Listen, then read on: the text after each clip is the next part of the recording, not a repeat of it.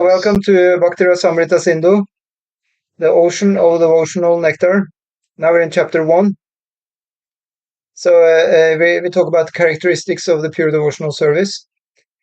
So without further ado, we just dive right into the text, but we're not just going to read Sakata for the whole day. We're going to stop quite often and discuss, otherwise we cannot digest very much. So the idea is that we talk about the devotional service according to some kind of characteristics. It needs to have some kind of, what do you call this? It's called linga in Sanskrit. It means you can recognize it by some signs, some symptoms.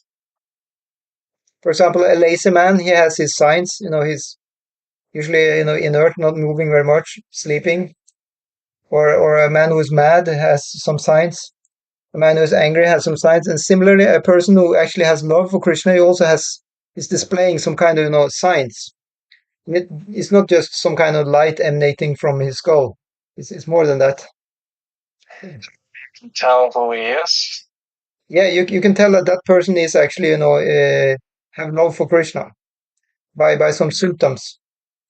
So here Prabhupada says that in the Srimad Bhagavatam, then you have Kapila that is instructing his mother, and he says, "My dear mother, those are my pure devotees, and have no desire for material benefit." So that's one thing. They don't want to have any material benefit, and also they don't want to have any philosophical speculation, and have their minds so much engaged in my service that they're never interested in asking me for anything. So they don't ask God for anything, except to be engaged in the loving service of God. They do not even beg to live in my abode with me. So it's one kind of liberation, which is said that you can live at the same place as Krishna. But these kinds of transcendentalists or spiritualists, they don't even desire to live with Krishna. So Prabhupada explains that you have 5 kinds of mukti or liberation. So one of them is that you just merge with the Lord. You remember the story of Shishupal? He just went, out as a light. He was killed by Krishna's, disc. He chopped off his head, right? You remember? And then his soul went out of the body, and it went down into Krishna's foot. Wasn't it his knee? No, it was his foot. Okay. So Lotus feet? Yeah, his foot. Yeah. That's pretty okay. So, but that means he merged with the body of the Lord. He became one with the Lord like that. That's called Sayurja Mukti. And then there is another one, to live with the Supreme Lord on the same planet. I forgot what it's Solokyata. And then to have the same features as the Lord, Sarupya. And then to enjoy the same opulences as the Lord. It's called Sarishti, I think. Yeah. And then to live as a companion of the Lord, Sapyata. So all of them, a so-called pure devotee rejects all of this. He just wants to serve Lord. So he can just be here in the material world and just, yes, sir, he can be anywhere. So anyway, we can go down and see here. So there is 6 characteristics of pure devotional service, which is written in this book in the very beginning. So the first one is pure devotional service brings immediately relief from all kinds of material distress. So in Sanskrit, that's called, just give me a sec.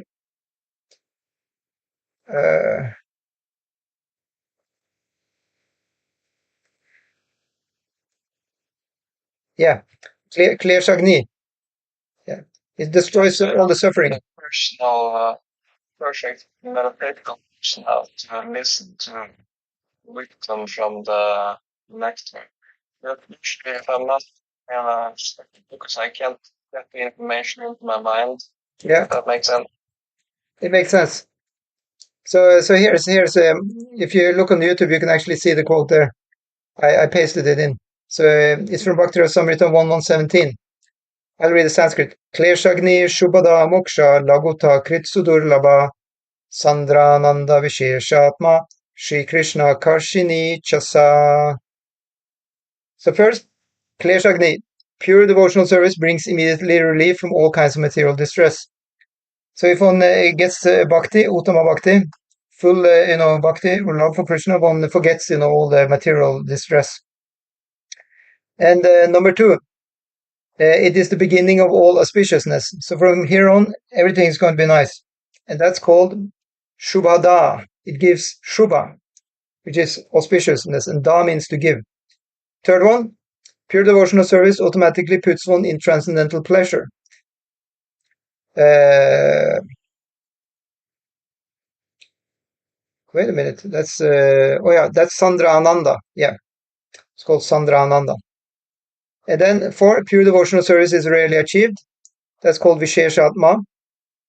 And those in pure devotional service deride even the conception of liberation. That's called Moksha Laguta Krit. It makes liberation or moksha very small. And then, number 6, pure devotional service is the only means to attract Krishna. See Krishna, Karshini Cha Sa. So Krishna Karshini. So the word Krishna also means to attract, Krish. It means to pull something toward something. So one who attracts. Yeah, exactly, like plowing, like you have a plow in the earth.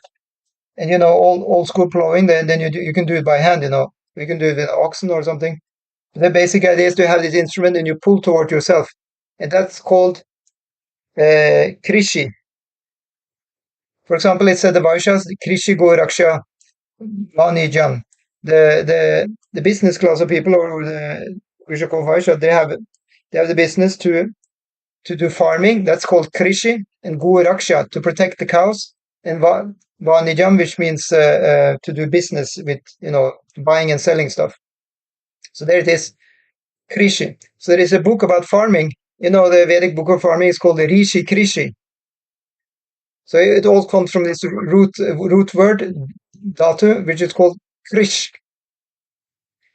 So Karshini is also coming from the same root word, Krish. So Karshini means also to attract. So it's a fun, play on words. Krishna Karshini. It means the one who is attracting, it's even attracting him. So the idea, if you chant Hare Krishna and you say to Krishna, I love you, then he become attracted to you. Isn't that amazing? He's the all attractive. He's just like a magnet for everybody. But still he's attracted. His name is attractive, so if you sing his name, then you're attracted. Yeah, maybe. Yeah, maybe it works like that.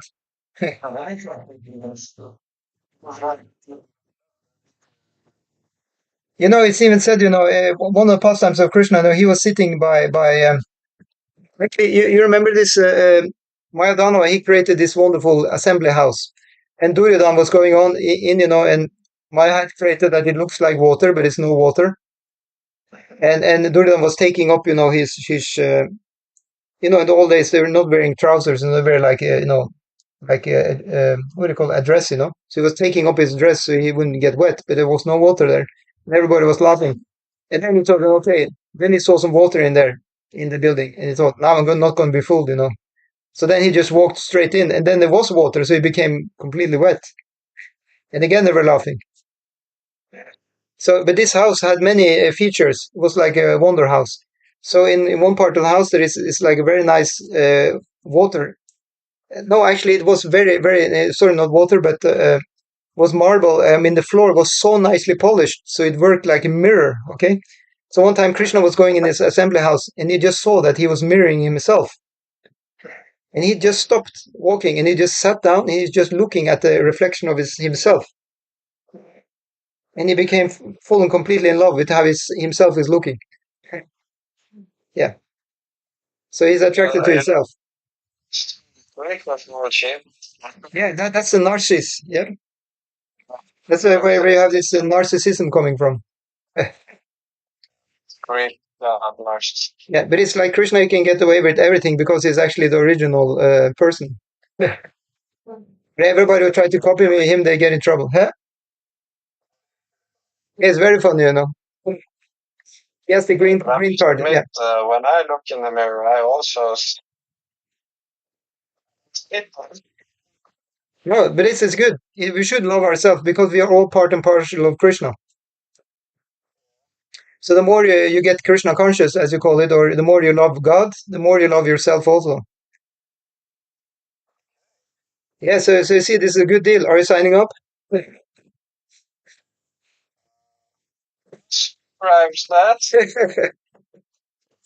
Okay, so now we'll take a look at each of these.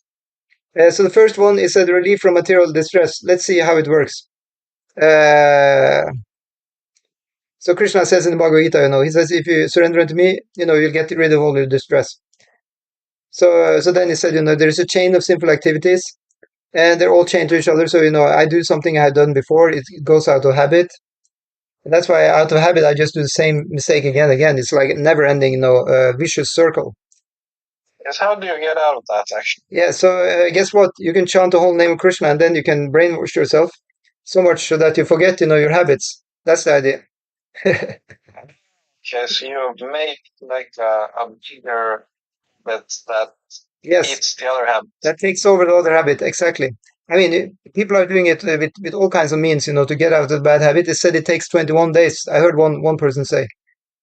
You just need to not do it for 21 days. Just do something else. You should actually, they say you should get yourself a better habit. You need to have a habit. Just change the habit. That's the method. Yeah. Yeah, it's true, the samskara is there. So that's why, you can have a relapse.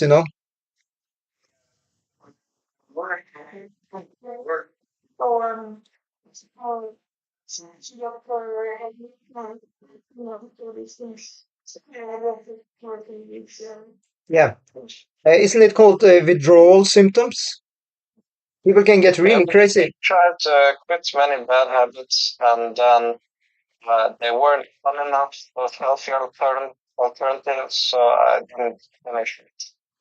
Yeah, so some or other, I mean, sometimes one has to lower the bar a little bit. I feel that is sometimes the case. I mean, I've been in Hare Krishna movement for a long time, so I've seen, sometimes we try to do a lot because we want to really, we may come from some bad, really bad, or medium bad habit, and we try to raise the bar really much and be some kind of Superman. It works for some time, but then after that one is relapsing really bad again. So I found, better just don't have such a high bar in the beginning. Just gradually you can raise the bar. Yeah,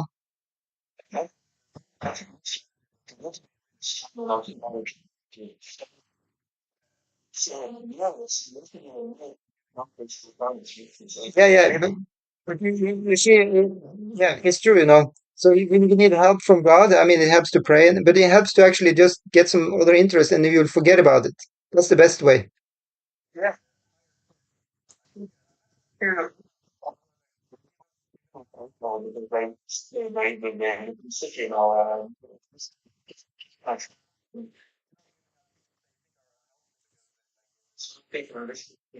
Yeah.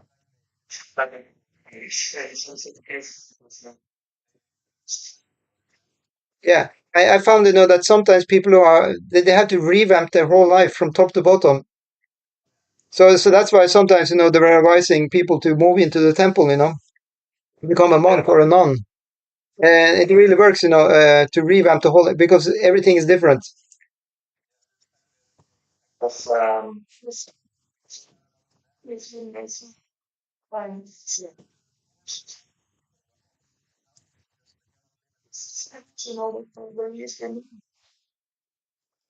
Yeah, exactly. Because things are sitting even in the walls. So a lot can be done actually by changing. Yeah, yeah.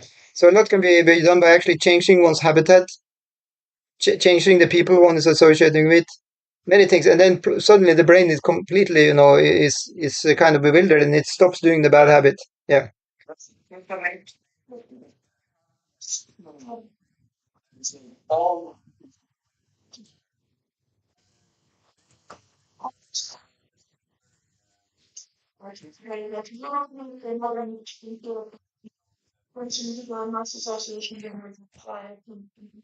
Yeah. So I think it helps to help to have a clean house, so you don't attract unclean spirits, stuff like that. And that's just my opinion.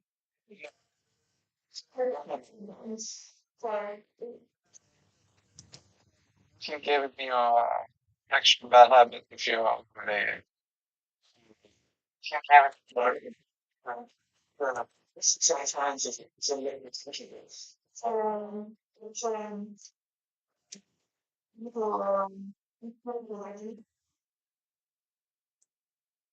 it Anyway, we can, yeah. Yeah,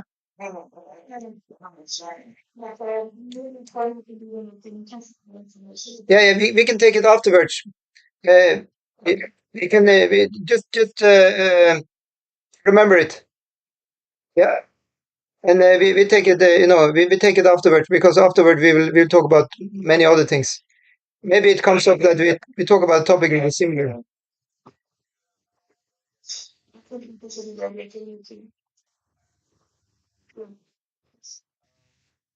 Yeah, it's not experience for just for to have a clean home. Yeah.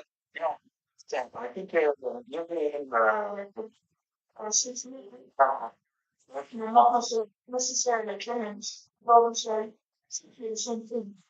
Yeah, they say so. Yeah, I mean you've heard that one. Cleanliness is next to godliness. Actually, it really works. I mean, sometimes it's looked at fanatical, but actually, it really helps to just clean the room every day or clean the floor every day. I sort of think about unclean spirits like sort of like flies or like natural uh, need for nature to like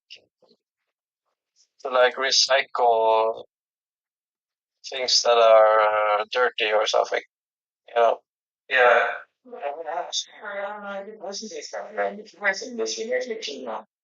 What is all I,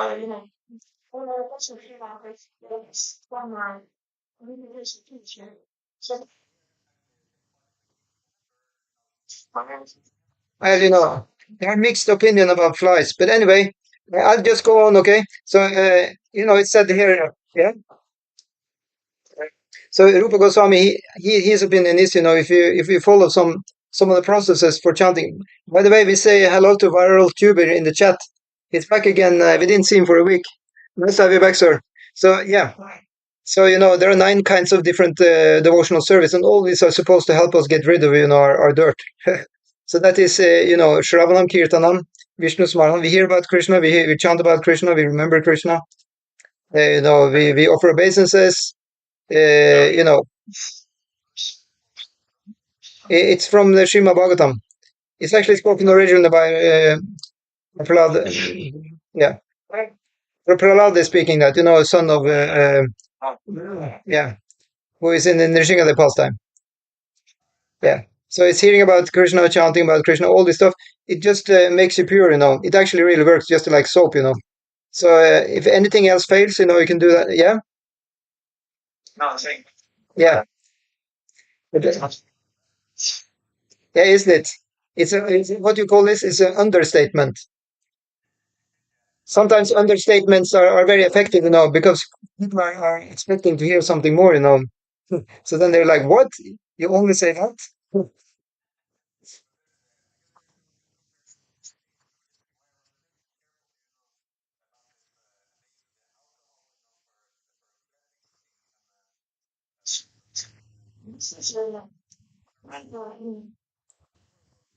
Oh, I get it. Okay, but okay, let's say Vedic soap then.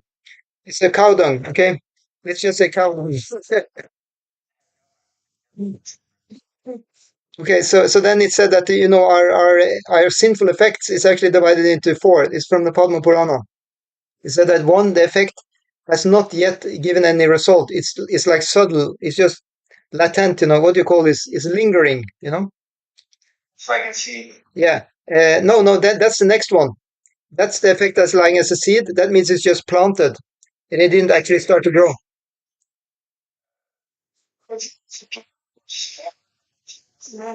Yeah, it's something.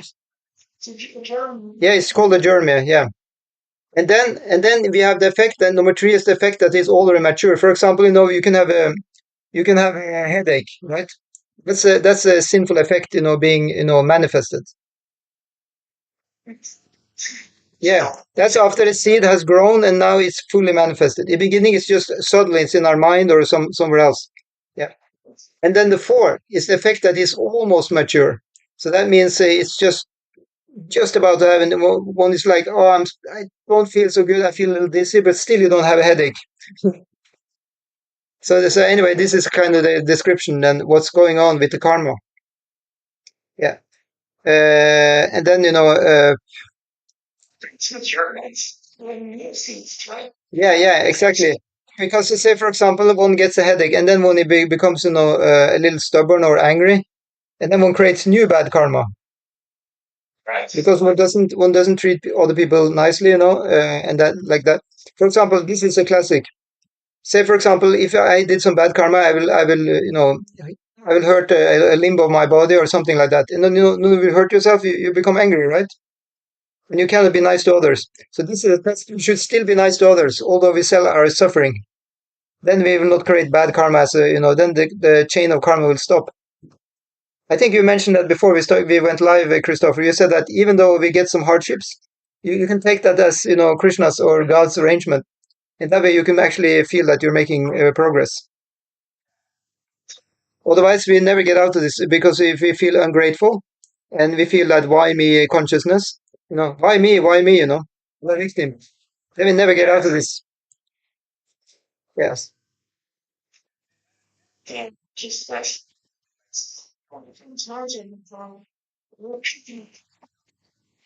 Exactly. So Prabhupada is giving another example, from the Bhagavatam. You have the elephant who enter into the lake and he takes a bath, and then afterwards, he's completely shiny, squeaky clean, and then he goes out and immediately just rolls around in the dust. So in the same way, yeah. But the thing is, if one train oneself, in the higher consciousness, one may, be able to keep oneself, in a better consciousness. That's the idea. Yeah. So now we'll take the second, effect, and that is Krishna consciousness is all auspicious. It means that this stuff is good. It's not actually giving any bad effects. So there is a relevant, then actually the verse says, uh, let's see what it is to say.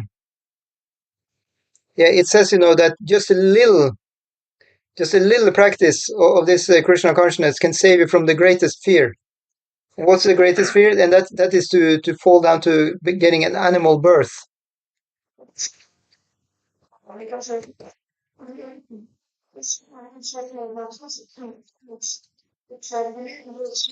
Okay, where do you hear that from?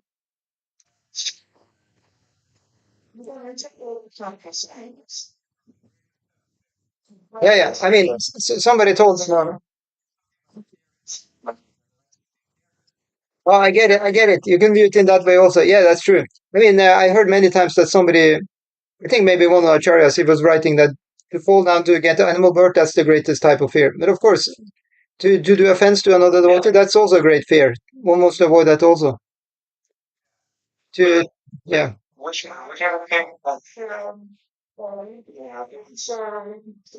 I get it. It's like a generic statement. Yeah, that's good. No, I mean, it's good. Good, you can, so yeah, so now we go to the next one, and that is happiness in Krishna consciousness. So we said that Krishna consciousness is, the source of all the happiness, right? It's called Sandra Ananda. So Ananda means happiness, and Sandra it means, I forgot, pure. It means something like pure happiness. Yeah. So it said you have three kinds of happiness. So one is happiness which you get from material enjoyment. You eat a pizza and you're happy, or you get ice cream, you're happy. And then you have happiness by derived from identifying yourself with the Supreme Brahma. So once in a while, we feel oneness with the universe, and we feel like I'm the same as everybody else. I'm the same as the flower. I'm the same as the sky. And we feel really ecstatic here. And then the last one is happiness derived from Krishna consciousness. And that means happiness that your good friend is in your heart. And he's everywhere. When somebody is nice to you, you just see that Krishna is nice to you. You just see that Krishna is nice to you through that person. Krishna is just everywhere, and he's always our friend, always helping us. Even something bad happens, then you feel, oh, it was just Krishna, who just corrected me. It's not that bad, right? So that's the highest happiness, to be see Krishna everywhere. Bad thoughts, I search refuge within myself because I feel like itself is sort of protecting me from bad thoughts. Oh, that's very good, because that's really the spiritual path you're mentioning there. This is the spiritual path, because our higher self is pure. It's the soul. So that's great, and it can never be actually tainted by material things. He said it's just like it's just a different element altogether. How can you give an example there? I forgot. Do you remember any examples, Christopher? How you can? Yeah, car and the driver, for example. Say you're driving a car and you're really crashing the car, and somebody's throwing paint on the car. Somebody tries to burn the car. And you're just sitting there. Okay, maybe we want to go out of the car because the car is completely smashed and burned and painted and whatnot. But still, you are completely the same. So, yeah, the car is the body in this analogy. Yeah. Yeah. So let's see. Then we can look at the next one, and that is yeah, it's something about hmm,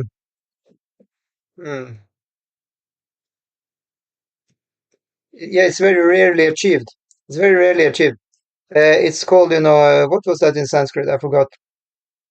But it's so seldom that people actually are getting really into this. Sudurlabhaya. Yeah, rarely achieved. Thank you. How do you remember that? Very good. Oh, there's now we got Mariana in the chat. Thank you. You're saying it would be nice to see the screen in here. Yeah, that's true. I'm sorry, I cannot put it here actually, because I'm taking it from. You see, I'm sitting on the YouTube at the same time. I cannot mess around with the phone at the same time. I'm sorry. Uh, if it's possible to see on the YouTube, then you can see the. Otherwise, I try and read as because actually we don't follow the text completely as a slave today.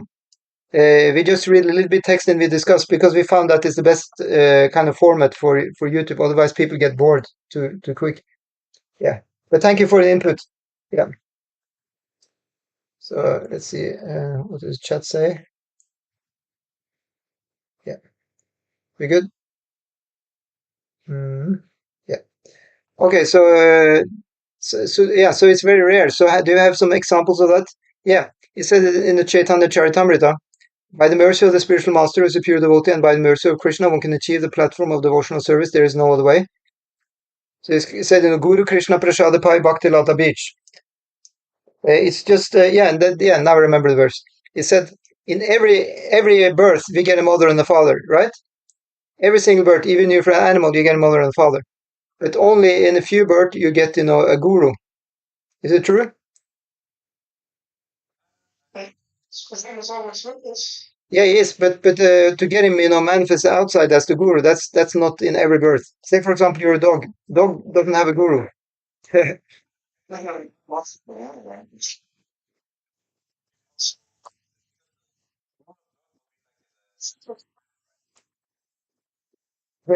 yeah.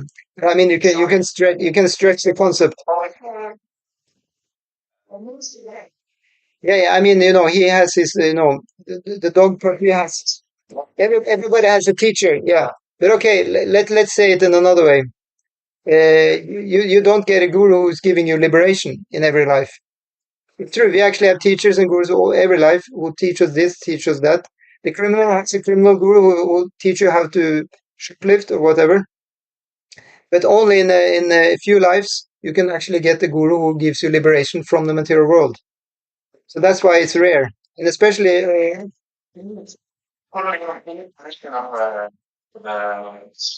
yeah, exactly. That's rare. Yeah.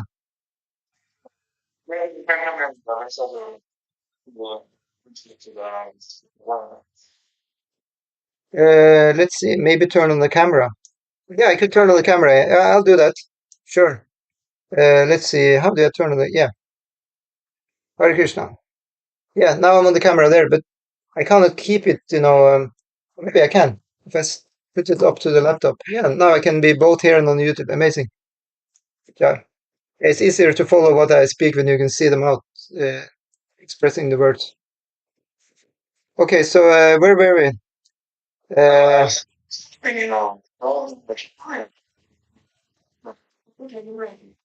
Yeah, but this is just for simple Leela. You don't have gurus usually coming to Bhagavatam class. So,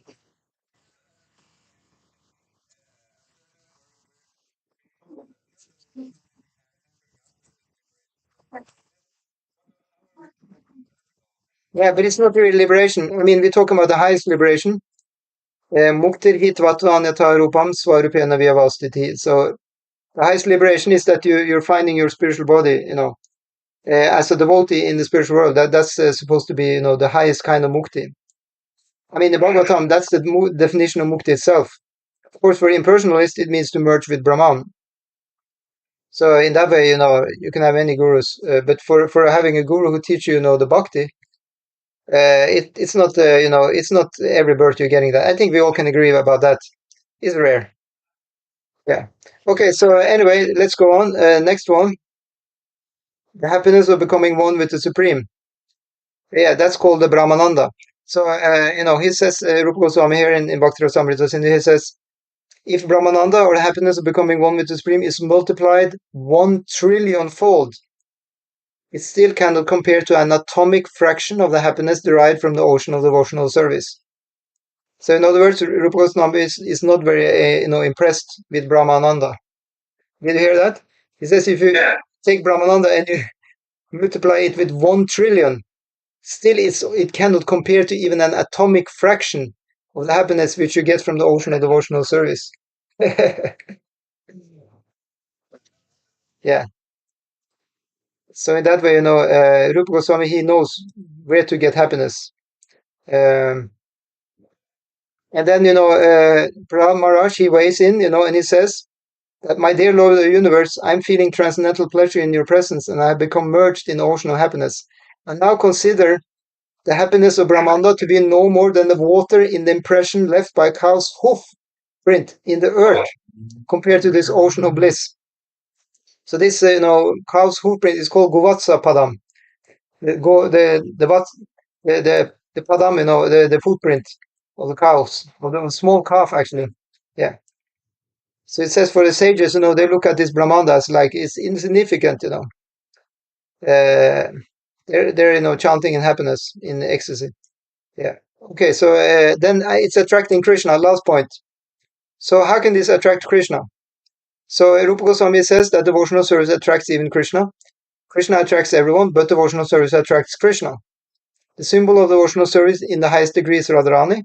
Krishna is called Madan Mohan, which means that he is so attracted that he can defeat the attraction of thousands of cupids.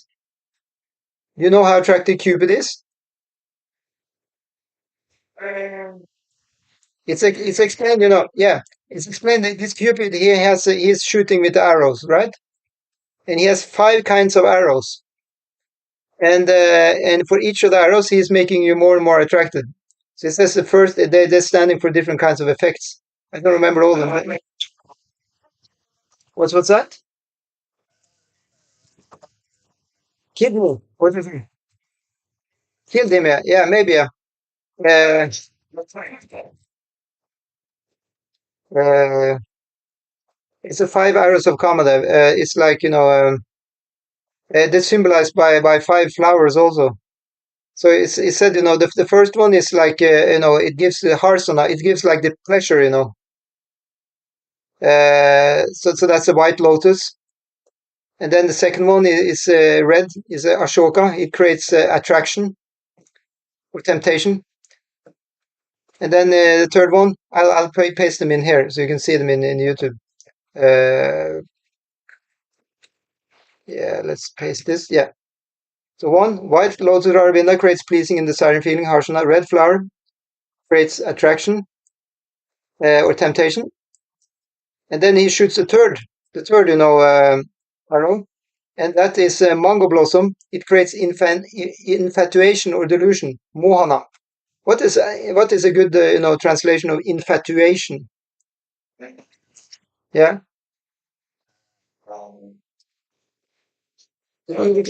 I think it means you become completely lost in a subject thing. Yes. Yeah, yeah. One becomes very very lost, and and forget everything. Yeah. And then the fifth one, yeah, you were right. The fifth one is kill. Blue water lily or nilopata creates death. Maranam. Oh, I forgot number 4. Yeah, Jasmine or Navamalka creates weakness or love sickness. Shorshanam. Shorsha means, you're sad, crying, because of love. Yeah. And then the fifth one is actually just killing. That's the effects of the 5 arrows of Cupid. So, yeah. But, the good news is that, you can have this in the spiritual world instead of the material world. So in that way, yeah. Yeah. Mariana is asking what color. Yeah, so the first one is white color. The second one is red color. Third one is, it doesn't say mango blossom. I think that's yellow. Fourth one is Navamalika, jasmine color. I don't know. Yeah, blue is the fifth one. Yeah, yeah, Mariana. The fifth one is blue, dark blue, of course. So that's the symbol of death. I mean,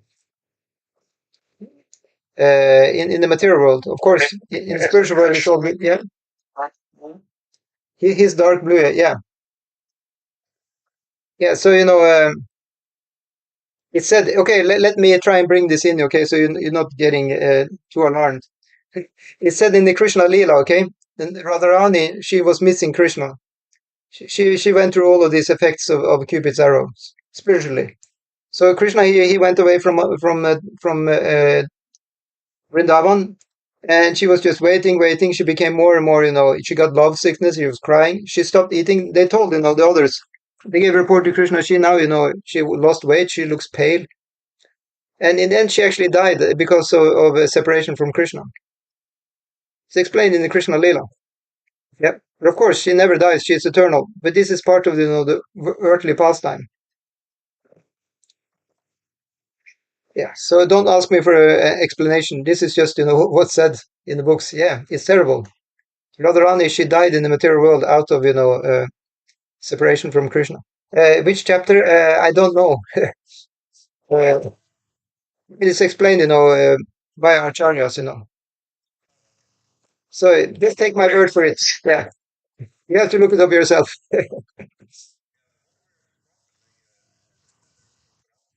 You will find it somewhere. Yeah, it's either in Gaudiya Vaishnava literature or it's in one of the Puranas. Yeah. So these things are not explained elsewhere. It's either in Gaudiya Vaishnava literature or Puranas. Yeah. Probably it's Gaudiya Vaishnava literature. So that means the literature is sprung up when Chaitanya Mahaprabhu was there and after. Yeah. So Mariana says maybe it's the way to exit the material world. Well, we are obviously dying in the material world, but well, I wouldn't speculate about this.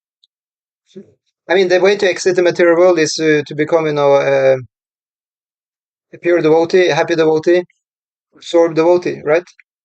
Yeah, we get thumbs up. Okay. Yeah. So,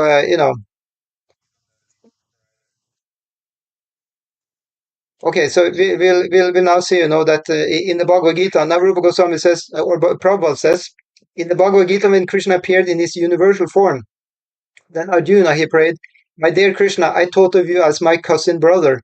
And so I have shown disrespect to you in so many ways, calling you Krishna our friend. But you are so great that I could not understand."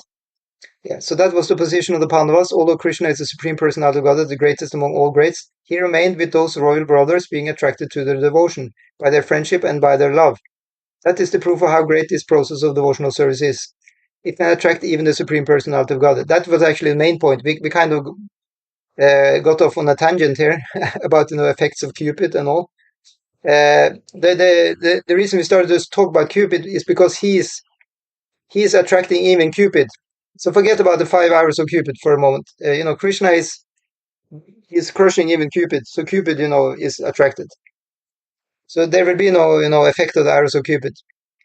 I mean, he's acting in the spiritual world in a different way, of course. But the effects of Cupid in the material world, including death, is not acting on the devotee, because there are a few verses that says that devotees are not troubled by death as normal people are. Yeah.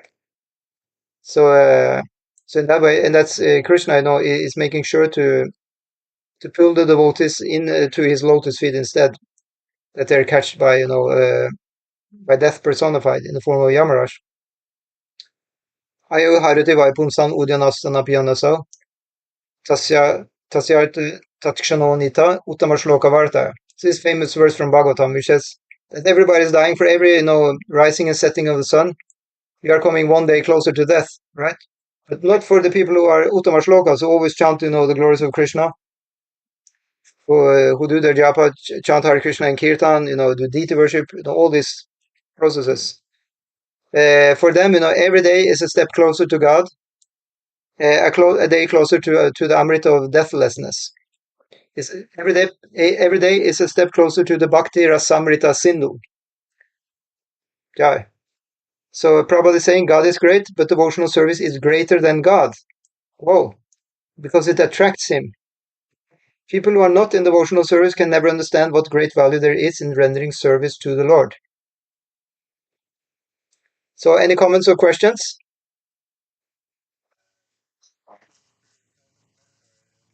Yeah, that's good. Any violent, objections?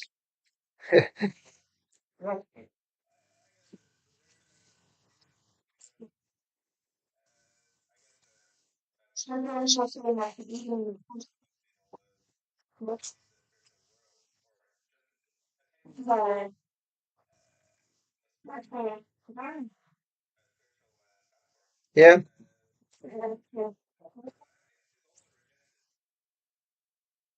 Yeah, that was there. Actually, they're called the five kinds of liberation. One of them is actually that you're getting to live, with Krishna as your neighbor.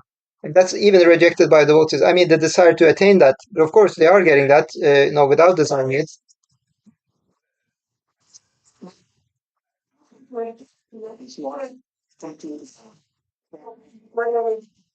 Yeah, that's the point. That's the point. Thank you for clarifying.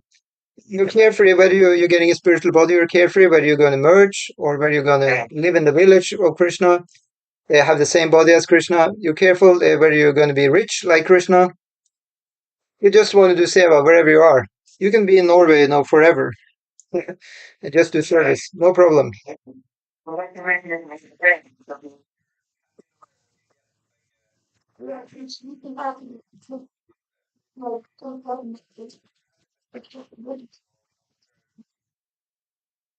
Well said. Yeah. Anybody else has a take on that, or any related question or comment? Yeah. Or any unrelated question or comment? Um, well, I was thinking about um, how it could be sort of if there are no effects from minimalist in kind of need. On the other hand, this you have the and I think and that's a huge contrast. Yeah. Okay, the point.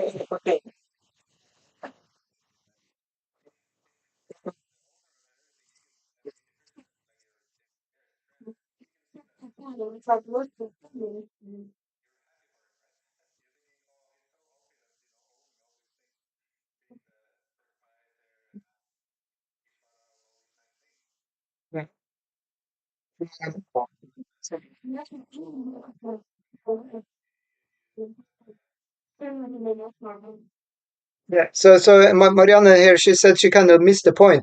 Well, the point of this discussion was we have the chapter 1 in Bhakti Rasamrita Sindhu. It's about the characteristics of the pure devotional service. So basically, this is all about the five characteristics which we went through in the beginning. I don't know if we were there in the very beginning, but it said that the five things which you get by doing a pure devotional service, by being totally into Bhakti Yoga, then you get immediately relief from all kinds of material distress. It's the beginning of all auspiciousness in our life. It automatically puts us in transcendental pleasure. It's very rarely achieved. And those in pure devotional service, they deride even the conception of liberation. It means liberation or to get moksha or be free from the material world or merge with Brahman, it becomes like insignificant phase in devotional service. Right. It's good to hear, because I heard the other word before also, derive. Yeah. No, wait a minute. Okay. Well,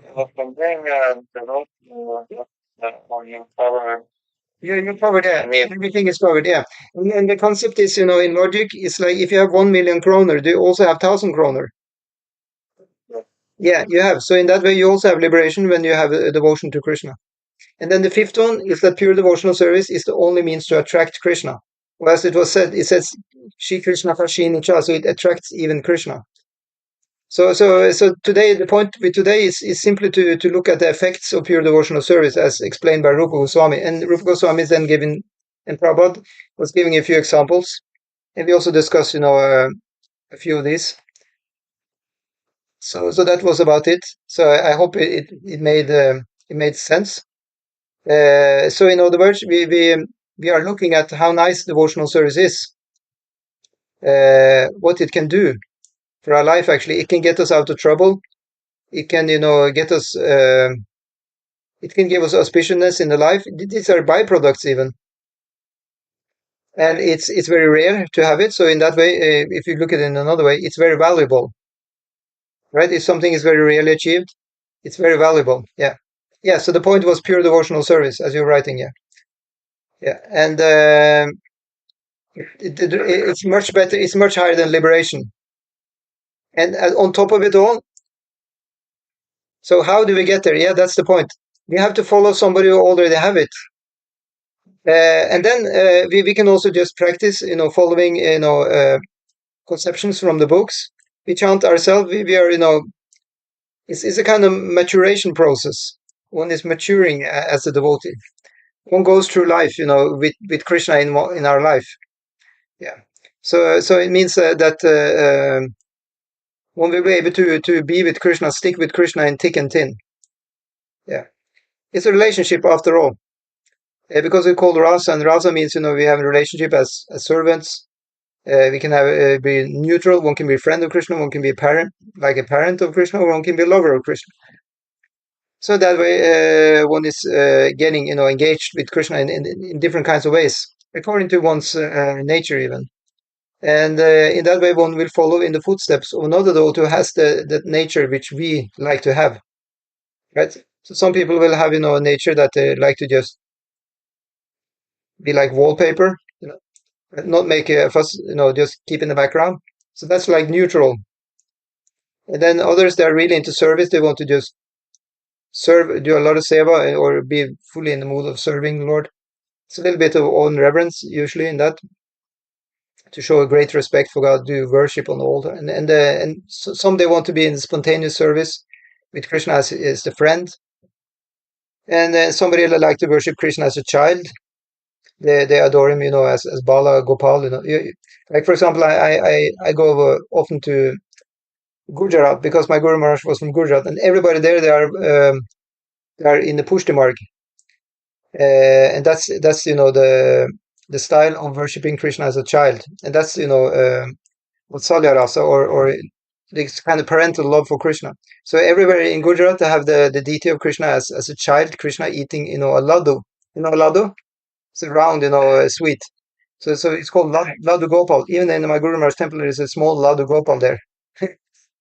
Krishna is very nice, and he's holding a huge laddu in his left hand, not in the right hand. Because, according to Vedic style, you have to eat, with a clean hand, which is the right hand. But Krishna doesn't mind, because as a child, he's eating with kind of dirty hand. Yeah. It's very adorable, So, we met someone yesterday in the metro from Pushtimarg, Gujarat. Really? Mariana is telling about her experience here. He showed a picture of his guru, but forgot his name. Okay. Oh, that's like in London. Oh, yeah. Yeah, you're from the London Yatra. Yeah, actually, in London, most of the Indian community there are Gujaratis. I've been a lot in London because of that, because my Guru Maharaj was living in London. So yeah, they're very much Pushtimarg. Yeah. My Guru Maharaj myself was from Pushtimarg. Yeah. So in that way, that's kind of a different mellow, which is very sweet. Because once you get to that platform, is all just about sweetness. It's not so much about you kind of say strict on reverence worship. Okay.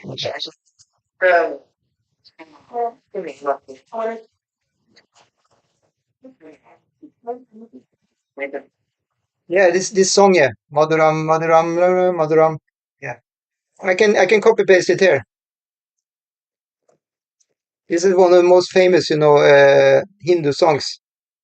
Maduram, Maduram is like a Krishna. These songs are called Krishna Bhajan. It's called the Madhurashtakam. Yeah. Maduram, Maduram, Badanam, Maduram, Nayanam, Maduram, Hasitam, Maduram, Hridayam, Maduram, Gamanam, Maduram, Maduram, Madhipadakilam, Maduram. It's just Maduram all the way. Actually, there are a few different Maduram or Madhura songs. Anyway, I'll paste.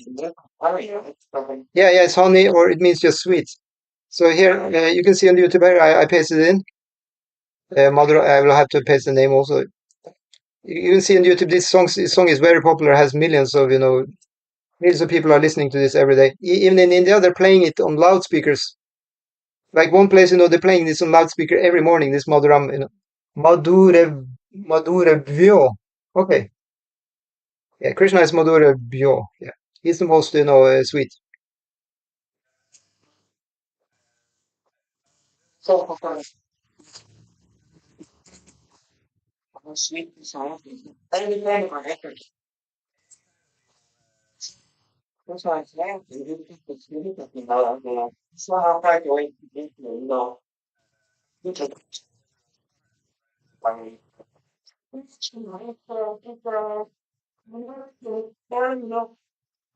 Exactly. So I'll give you a translation, for example, here to verse number 1 of this Madhurashtaka. It's so nice. So see here, just look at this translation. Your lips are sweet, your face is sweet, your eyes are sweet, your smile is sweet, your loving heart is sweet, your walk is sweet, everything about you is completely sweet and charming, O Lord of sweetness. Nice? Yes. And then, Vachanam Madhuram, Charitam Madhuram, Valsanam Madhuram. So then, your words are sweet, that's Vachana. Your character is sweet, like that. That's Charita, Charita, it means character. And then your dress is sweet, that's Vasana. And your posture is sweet, how he kind of keeps himself, Valita Madhuram. And then your movements, Chalita. And you're roaming around, Brahmita. Like, roaming around in the town, you're going here and there, and this is also sweet about Krishna. Everything about you is completely sweet and charming, O Lord of sweetness. And let's take a look at the third verse. This is also very sweet. So it says, your flute playing is sweet, Venur, And then your foot dust is sweet, Renur Madhura. So Renu means, dust. Yeah.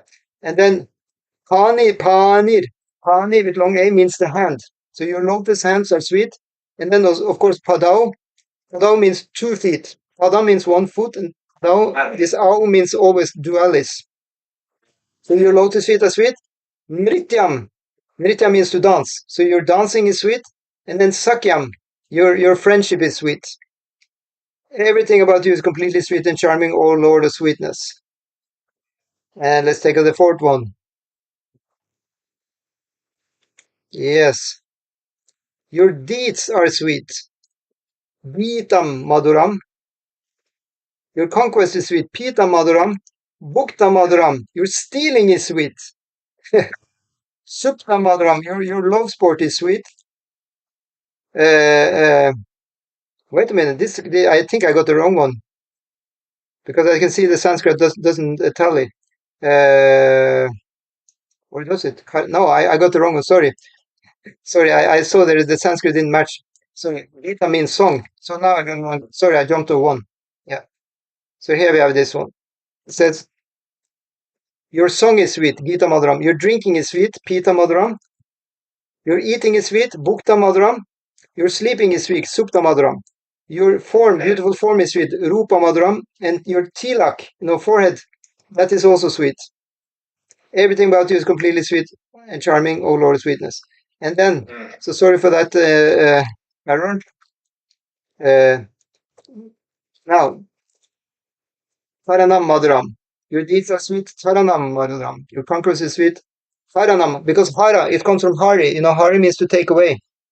So that is stealing. Yeah. Taranam Madhuram, Ramanam Madhuram, your love spirit. It says Rama, it means to be happy or to play sometimes also. So your love sport is sweet. And Vamita Madhuram, your offerings are sweet. Shamitam Madhuram, your relaxation is sweet. Everything about you is completely sweet and charming, O Lord of sweetness. Jai.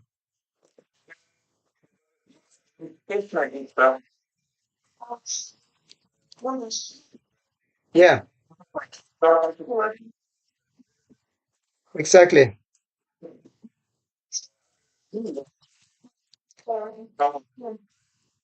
Exactly. It's really, actually, I only took 5 verses. Should I take the 3 next verses? Yeah, because why should we stop, the nectar? So let's see. Okay, we take number 6 here. It says, Gunja Maduram, Mala Maduram, Yamuna Maduram, Vichi Maduram, Salilam Maduram, Kamalam Maduram, Madura Adipa Teraklam Maduram. So that means your humming is sweet, your flower garland is sweet, your mala, called mala. And sweet is the Yamuna river, Yamuna Madura, and sweet is its rippling waves, Vichi Madura. Her water is sweet, Shalilam Maduram. Her lotus flowers are sweet too. Kamala means lotus. And Madura Adipate Rakilam Madura. Everything about you is completely sweet and charming, O Lord of sweetness. Okay, let's take a look at number 7. 1 minute. Like that. So here in number 7 it said, Gopi Madura, Lila Madura, Yuktam Maduram, Muktam Maduram, Drishtam Maduram, Shishtam Maduram, Madura Adipate Rakilam Maduram. So that means your coward friends, the gopis, right? They are sweet. Your plays are sweet. Your union is sweet. Your rescue is sweet. And your courtesy is sweet. Because drishta, it said, your rescue is sweet. Your sidelong glances are sweet. That means drishta. Because it's come from the word drik. It means the eyes or seeing power. So your sidelong glance is drishta, drishti. And then shishti is your courtesy. What is courtesy anyway? Courtesy, sorry. Okay. To be polite, to be kind of, discreet. Yeah.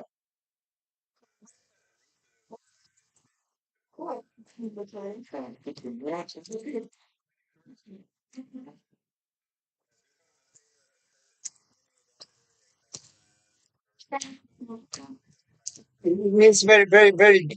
I see. It's very gentle, respectful behavior. I get it. And then the 8th one, Gopa Madura, Gavo Madura, Yastir Madura, Shishtir Madura, Talitam Maduram, Palitam Maduram, Madura Adipatarakilam Maduram. Your coward friends, the boys. So that's Gopa. You know the difference? Gopi and Gopa. Gopi are the women, and Gopa are the boys. Yeah. So your Gopas are sweet. Gava means cow. That's all. They are also sweet. Yastir Madura. Right? Yeah, I mean it's a few words for cow. This is one on Gava. Yeah. And the Yashtir Madura, your cane is sweet. What is a cane? Oh, a stick. Because it used this to control the cows. Yeah. And then Shrishtir Madura, your creation is sweet. Dalitam Madura, your victory is sweet. Phalitam Madhuram, your accomplishment is sweet. Everything about you is completely sweet and charming, O Lord of sweetness. So that was the Madhura Ashtakam, the 8 verses of Krishna's.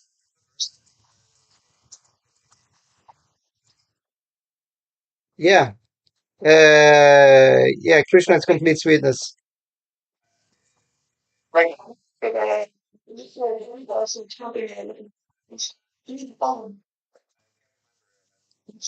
So there is one saying, it said, Akila Samrita Sindhu.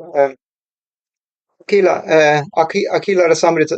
I mean, Akila is also used here. Akila means complete. So it's also said in this song, it says Akila Madhura. So you're completely sweet. Yeah. So there are many verses which says, the same thing. Usually, when the sages or devotees made these songs, they were deriving, the concepts from the books before. So that means these statements which you have here are already been stated, elsewhere. So thank you so much. So tomorrow we'll dive into the next wave of the ocean, because each of these chapters are called waves. Yeah. So it's very like esoteric. This it says, we are now starting in the eastern ocean of the ocean of the nectar of the ocean. And we had the first wave, which was the first chapter. Okay. And then you have the second wave are coming tomorrow. Yeah, tomorrow, yeah, on Saturday. Right. What do you mean?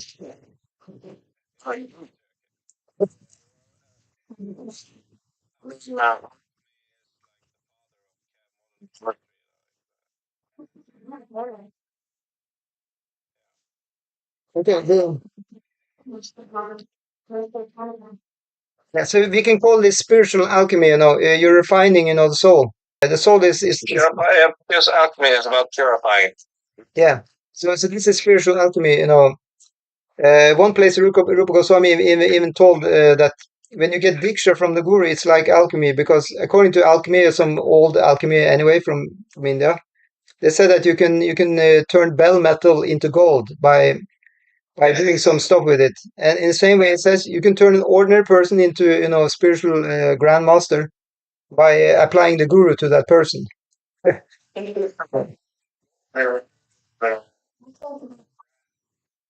Okay, bell metal.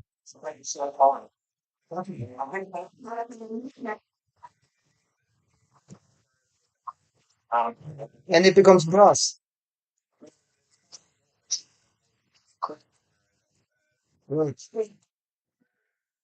So in the same way, if you do these devotional, put these devotional elements into the life, then the soul will be, shining, just like gold. That's the idea, because that's the caller of Radharani, Tapta Kanchana Gaurangi. She's like molten gold. And in the same way, Chaitanya Mahaprabhu, he had that mood, so he also looked like gold. Yeah. Yeah, I see. Yeah. That's really the idea. That one gets affected by the Ladini Shakti in one's being. It's also called, the Chit Shakti. So technically, what's happening when one takes the devotional service with the blessing of the Guru, like that, the Chit Shakti is entering into one's life and is purifying everything. So it's not us; it's just coming. I mean, it's similar to Christianity. They say the Holy Spirit, right? You get affected by the Holy Spirit. It's one part of the Trinity. So in the same way in Bhakti Yoga, you get affected by yeah. Yeah.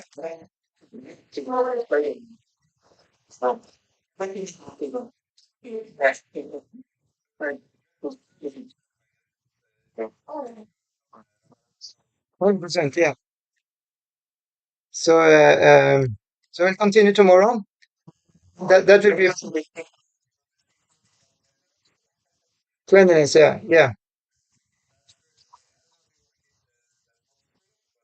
Yeah, let's take it off stream.